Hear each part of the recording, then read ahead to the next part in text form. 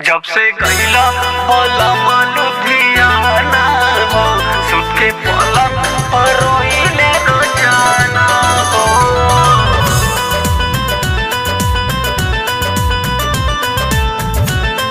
Music by Shams Jamil.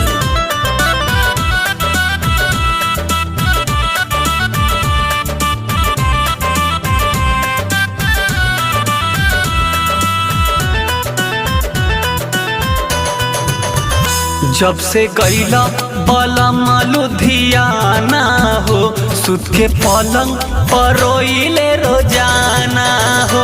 जब से गईला पलम लुधियाना हो, सुत के पलंग पर रोइले रोजाना हो।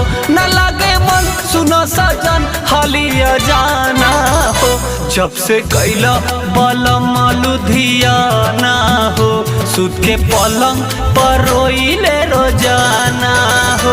जब से गईला पलम लुधियाना हो, सुत के पलंग पर रोइले रोजाना हो।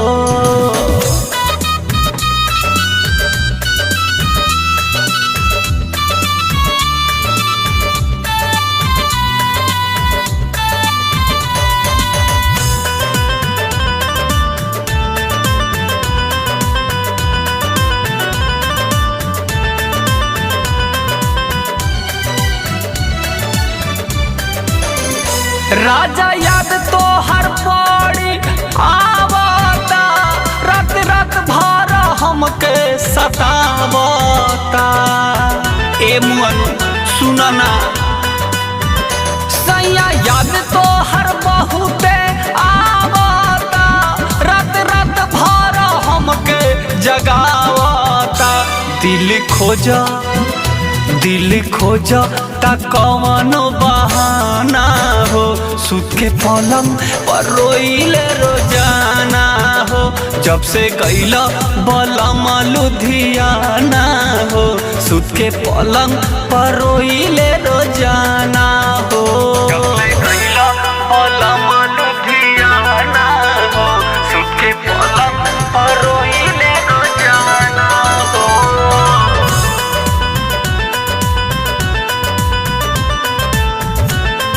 Music by Shams Jamil.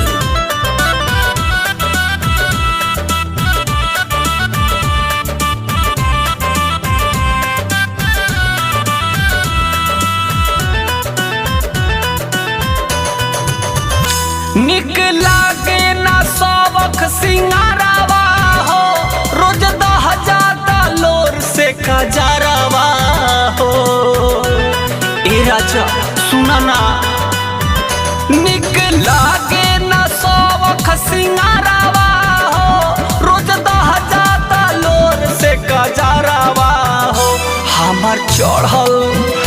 हमार चढ़ल जवानी मारे ताना हो, सुत के पलंग पर रोइले रोजाना हो।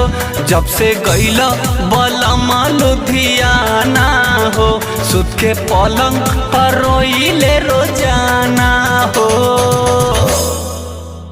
नमस्कार भैया, हम ही आर्यन गुप्ता। अगर ई गीत रहुआ अच्छा लागत होगे तो हमारा चैनल कान्हा कोमल चैनल के सब्सक्राइब करी, लाइक करी आ कमेंट करके बताई कि ई गीत रउरा कैसा लागल, ताकि हर रोज हम रुआ के एगो नया गीत इस चैनल के माध्यम से दी। नमस्कार, धन्यवाद।